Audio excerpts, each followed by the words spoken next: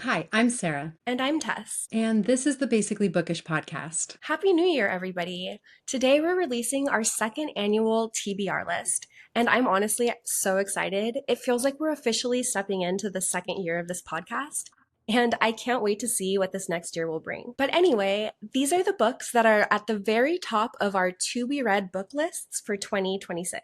We're each going to walk you through our top picks, sharing spoiler free snapshots of the plots and why these books earned a spot on our TBR. We're not doing this in a ranking or any particular order. There's also no pressure to commit to every single one. These are just the stories that we're most excited to step into this year. We're both mood readers who like to read a wide variety of genres, so I'm guessing we'll have picks that run the gamut from romance to horror. We'd also love to hear from you. What are you reading this year? Is there anything you want to buddy read with us in 2026? And before we start, don't forget to find us on social media. We're at Basically Bookish Pod on all platforms. Tess, do you want to start us off? Sure. Okay, so again, in no particular order, the first on my list is Blood Over Bright Haven by M.L. Wang. Have you heard of that before? No, I never have. I can pull up the synopsis and we could read it together, but what my notes have that it's a fantasy book and it's a standalone. It's got dark academia and it's got very strong anti colonialism themes. It happens to be on a couple of the best of 2025 list of booktubers that I like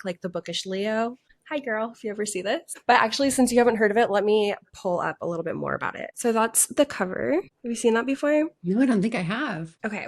So it's got a 4.3 on Goodreads. It says that it's a dark academia fantasy novel about the first woman to join the prestigious High Magistry at the University of Magics and Industry, who faces misogyny from her peers and uncovers a conspiracy with the help of her janitor assistant, Thamel, revealing secrets that could change magic forever. The standalone book explores themes of oppression, corruption, and power, featuring complex magic system and a plot that tackles societal ills. Wow, that's cool. Sort of a dark academia, maybe? Yeah, and also kind of like a political fantasy, which I'm pretty into. So I thought that Yeah. sounded interesting. Yeah, that's been cool watching you develop your intrigue in political fantasy books. Right, yeah. And let me know if anybody's read that. Let us know in the comments what you think of it. I'd love to know. Great. Yeah, good All right. recommendation. Thanks. What about you, Sarah? What's first on your list? Yeah, so I also watched some compilations of the best of 2025 books. And so one of the books that caught my eye was on a PBS video. I'm not sure, maybe it was a PBS Reading Hour video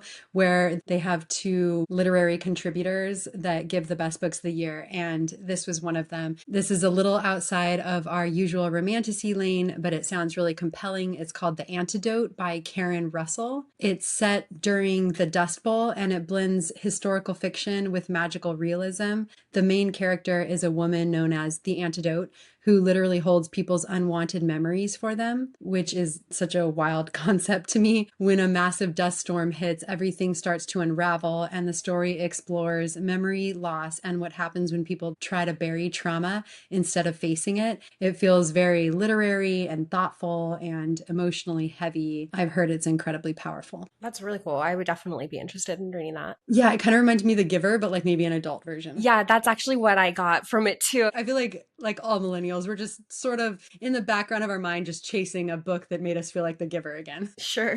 Yeah, let's What's see. next on your list? The next on my list, so this next book or series of books, I'm pretty sure are going to be on both of our TBR lists. I see it behind you right now. And it is Red Rising by Pierce Brown. So it's an epic sci-fi set on Mars, I believe. It is, And yeah. yeah, personally, I'm really, really excited to get back into a really sweeping fantasy slash sci-fi world. I feel like my personal happy place is like book 3 in a really dense series. So I can't wait to be back in there and like get that momentum back. Yeah. And like personally right now, I feel like I need to be working towards toppling an empire. So I'm really into the idea of getting back into the action. And I know that it's a cult classic. So I'm super excited to start this one. Yeah, because just like you were saying, and also further riffing on your political fantasy interest, it's a book that has society divided into strict color-coded classes. And the lowest class, the Reds, are basically exploited laborers who believe they're working towards a better world. And we follow Darrow, a Red, who finds out that everything he's been told is a lie. And it's not a romantasy, but it's definitely an intense series. And everyone has told me that the Expanse series is just wonderful. I'm so excited for that. And we actually are planning to at least read the first of that series together as a buddy read, hopefully sometime in spring. So keep your eyes out for that if you're interested. So excited for that one. And the next book that I have on my list is a book that Tess and I actually talked about this time last year, and it's A Fate Inked in Blood by Daniel Jensen. This is a Norse-inspired romantasy, and honestly, I know I've said this before, but I think it's right up our alley. It follows Freya, who's stuck in a brutal marriage, but secretly has the blood of a goddess running through her veins, which gives her powerful magic. Once that secret comes out, she's pulled into a prophecy, politics, and a world that suddenly wants to control her fate, as one often is in these books. There's a warrior, a forced proximity situations, divine trials, and a lot of tension between the characters. And so it's very epic, very romantic, and it's one of those let women be powerful and complicated books. Yeah, that one's on my list as well. I definitely want to read that together. And you also got it for me for Christmas. I think it's also right behind Yeah, me. yeah, yeah. Do we have, so the second book of that series is out, and do you know if there's going to be more in the series or is it a duology? I think it could just be a duology. Okay, yeah, yeah, that's exciting. Definitely want to get my hands on that one as well. Yeah, our last duology we loved, One Dark Window and Two Twisted Crowns. Yes, absolutely. Okay, so the next one on my list is one that I haven't like looked into in depth, but I keep seeing it popping up on my timelines, and every time I do, it just like kind of like piques something in my brain. So it's called The Ascended, and it's by Bree Greenwich, and I've heard really good things. It's another romantasy, and this one is an enemies to lovers. There are trials, dark vengeance, another unique magic system, and I feel like I'd love this one personally, just from what I've heard. Yeah, that sounds very interesting. Right. And when I was looking at blurbs about it online, it says that it's known for its intense world building, emotional depth, and a shocking ending. But I also saw that it's recommended to read after the Riftborn duology because it's connected to that same universe. So I'm not sure if I should start there or if it's okay just to read The Ascended. So again, this is another one that if you've read it yourself, please let me know and let me know what you think of it and where I should start with the series if it's okay to read it as a standalone. Yeah, I'm gonna have to look that one up. Yeah. The next one on my list is a author that we've read before. It's by Rachel Gillig, and it's The Night and the Moth. The sequel comes out to it later this year, which is The Knave and the Yeah. Moon. And so I kind of wanted to be prepared for that. We do love Rachel Gillig here. And so to give a little spoiler-free plot, this one has strong gothic romantasy vibes, just like her last book. It centers on Sybil, a diviner who spent her life in a cathedral having prophetic dreams. And she's nearing the end of her service when things start to go very wrong. People are disappearing, her visions are turning darker, and she ends up leaving the only world that she's ever known. Enter a grumpy, cynical knight who does not trust diviners. They're forced to work together, unravel ancient mysteries, and go on a dangerous journey that slowly pulls them together. Slow burn romance, moody atmosphere, and very lush world building is what is guaranteed in this book. And we know Rachel Gillig does that so well. A forced proximity, a grumpy knight. These are excellent things. I feel like nobody does yearning like Rachel Gillig, so this one Oh, is definitely yes. also on my list.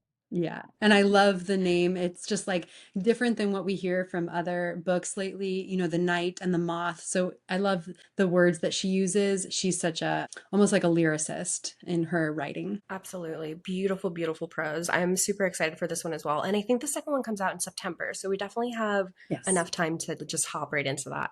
And I can't wait. I feel like I'm gonna Yeah. like devour that one. Yeah. Especially right now. Like I'm reading things that like I'm really enjoying, but like right now I'm reading a dark romance, I'm reading a classic, and then I'm listening to like a like kind of like light, fluffy romantasy. But I like really I need I'm so ready, you know? I'm ready Ready for for something a that little bit gothic romantasy again. Yeah. heavier. Yeah. Okay, great. Yeah, so that one's on mine as well. And the next one, I think that we have both on our lists as well, which is great. And this one is Quicksilver by Callie Hart.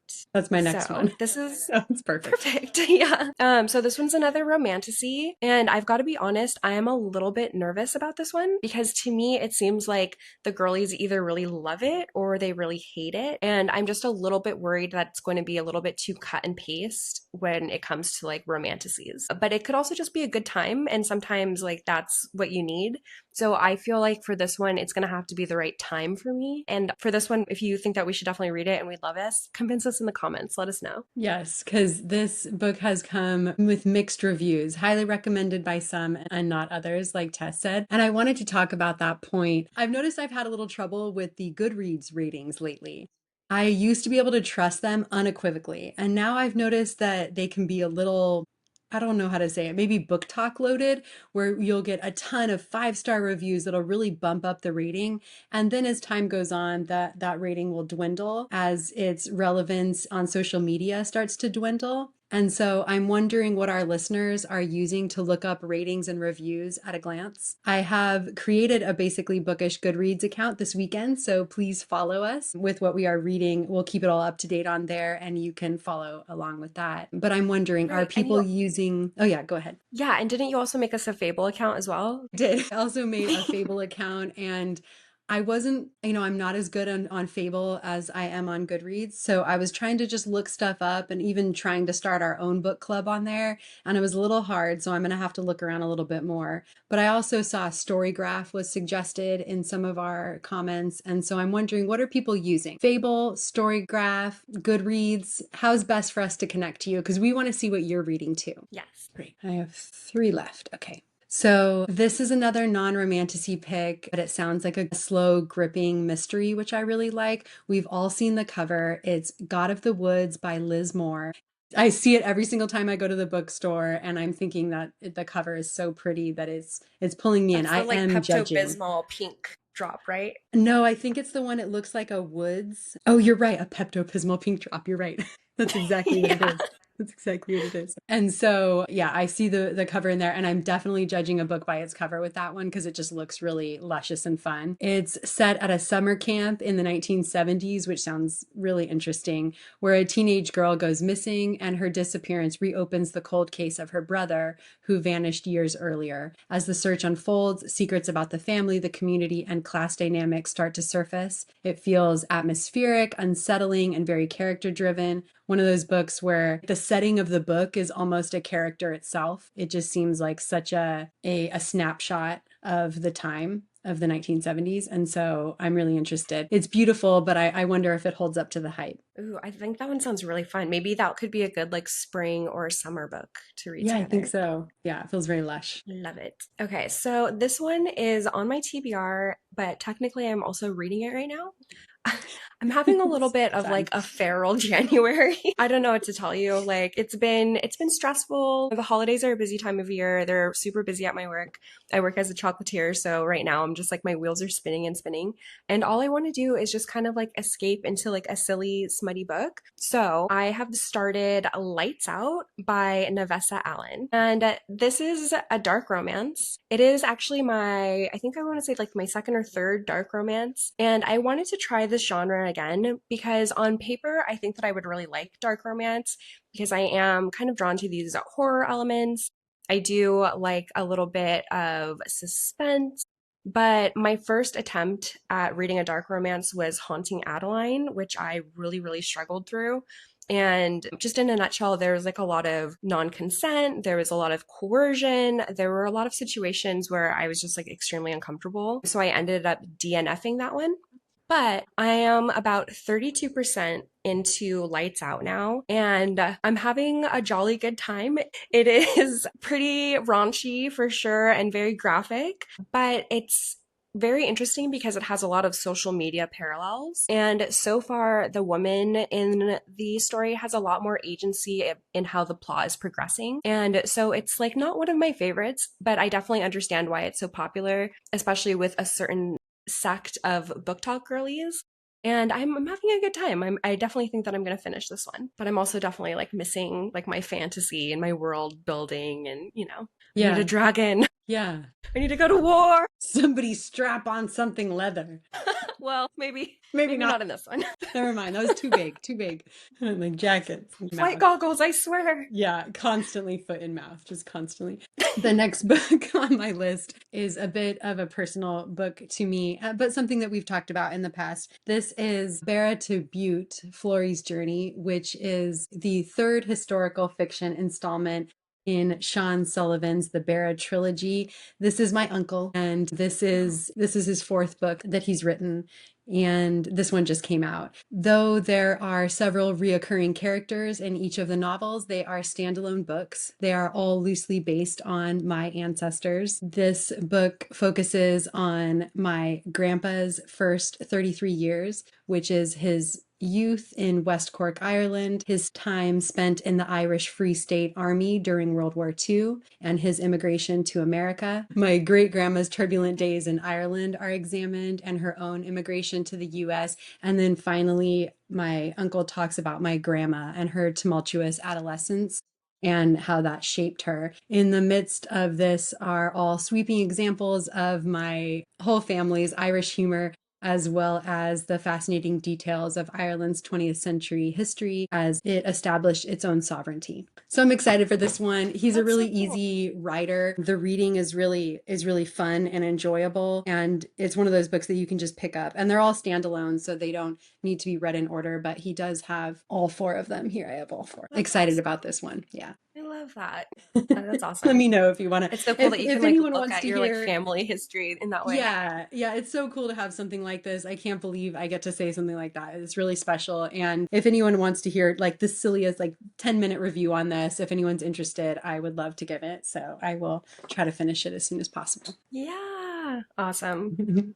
I'm taking you About back you? to my feral December slash January. Um, Yes. the next book that I have on my list is Ice Planet Barbarians by I Ruby knew this Dixon. was coming. I knew this was coming. Yeah, and so I didn't write a ton on here because I know that you've read it and I don't want to like I want to hear about it from you, but I also don't want to like look up online a bunch of things about it. My best guesses are it's a monster romance. Exactly. And Yeah. And everything that entails with that. So logistics be damned, you know?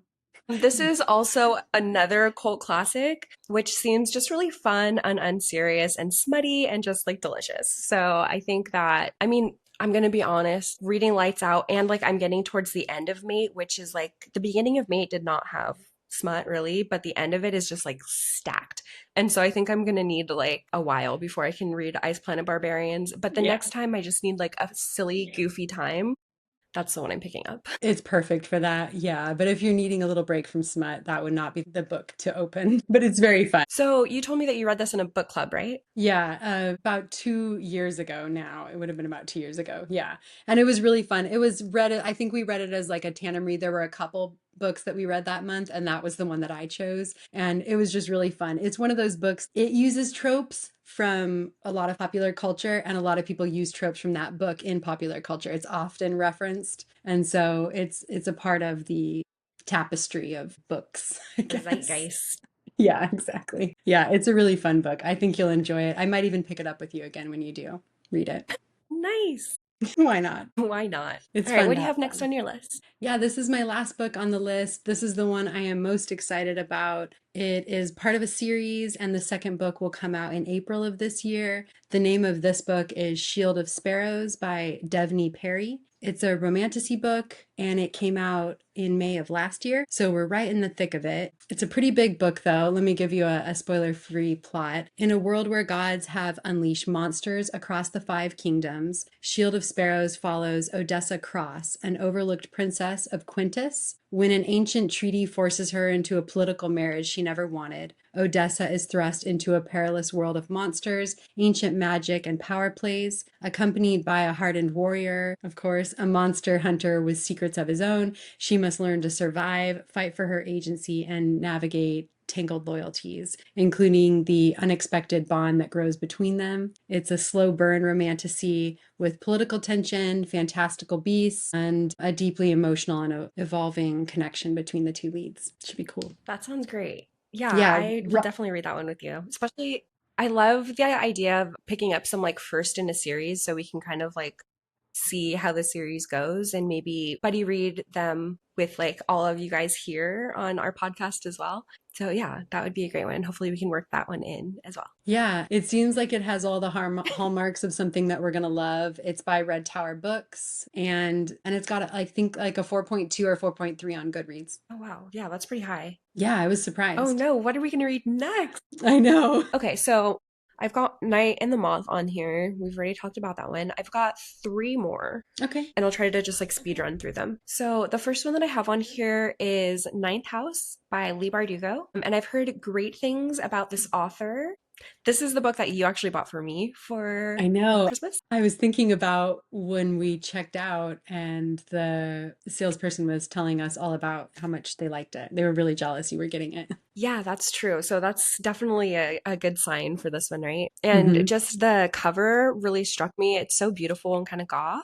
Love it. All right. So, Ninth House by Lee Bardugo. I've heard great things about this. This author and this book. It's another dark academia. So I feel like this is kind of like my like dark academia year. There's like two that I really want to read. I've heard that there's dark magic, there's secret societies, there's a stunning gothic cover, like I mentioned before, and it explores themes of power, trauma, and privilege. And also online, they mentioned something about using the dead to prey on the living. So I'm already drawing alchemized parallels, and I personally loved alchemized. Yes. And I love that Alchemized has so quickly seated itself as like one of the books that is defining the field of, sort of that dark fantasy. And we can already reference it and think Body Snatchers is gone. Now it's Alchemized?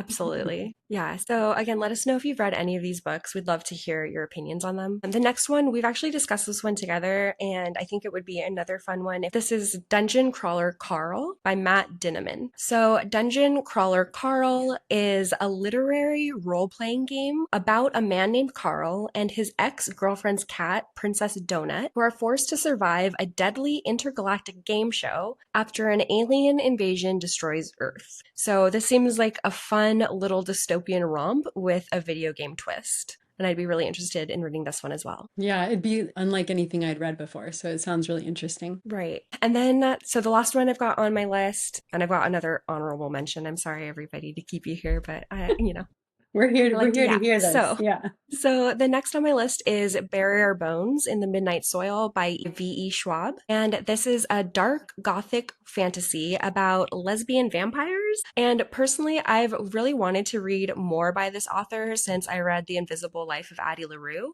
which is actually personally the book that got me back into reading after years away. And another booktuber that I really enjoy watching, which is Books by Nichelle. Hi, girl. Said that it's pretty much a study in female rage and revenge. And so that's perfect. I could eat that up. Perfect. I love that. That Yeah. sounds great. I don't know, Yeah. maybe like in the fall, Yeah. right? Yeah. That sounds perfect. And That's when my then, rage is really so, peaking. right? Yeah, absolutely. And then I've got an honorable mention to Mate, which I kind of touched on earlier. It is by Ali Hazelwood. It is the second in, I don't know if she's going to make this a series, but it's kind of related to Bride, which I believe is one of her first fantasy romances, and I'm having a lot of fun with that. Again, the world isn't like super deep, but I'm eating it up. It's just like a little treat, honestly. But I am kind of struggling through the end, which is just so dirty. But I digress. I didn't know you were going to say that. Okay. Yeah. Sort of all But over. it is what it is. Yeah, that's it for me. That's all I have. This I'm is so great. This is glad. a great list of books. I know. I'm so glad that we have so many that are overlapping. So it's like Yeah, it's hard to know where to get started next, honestly. I know. I And I'm so agree. excited to be finishing Withering Heights with you. I know. I'm so excited. I haven't started taking notes again, but I am reading again, and the book is so interesting. The characters are lovely. Honestly, I'm very curious about the movie. Hmm. Just seeing some of lovely, just seeing some of the marketing for Withering Heights, I think that I'm not going to be able to look at it as an adaptation. Do you know what I mean? Yeah.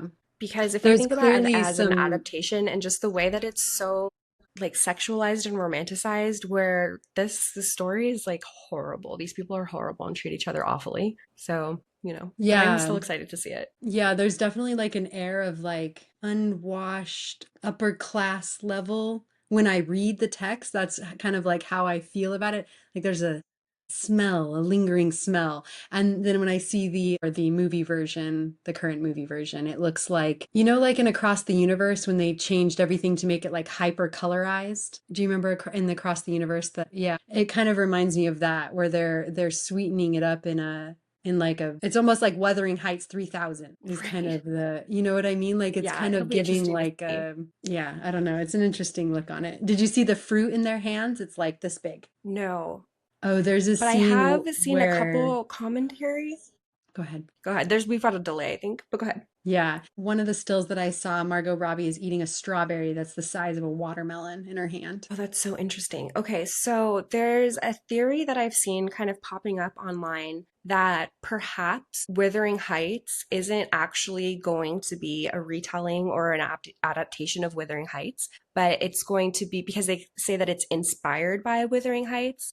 And then also, if you look at the movie trailer, Withering Heights is in quotation marks. So there's some people that Mm, speculate that perhaps when we see the movie Withering Heights, it's going to be one woman's interpretation or something that she's like, she kind of misses the point of the plot and romanticizes it in this grandiose way. So I kind of am curious to see how this is going to be played out because adaptations in themselves are their own form of art, I believe. right. So Yeah. I'm curious to see how this is going to be interpreted and presented for this generation. Right. I feel like the actors and the fashion are taking the front seat so far for me on this, just what we've seen so far. Right, absolutely. And it looks like very like hypersexualized and Right.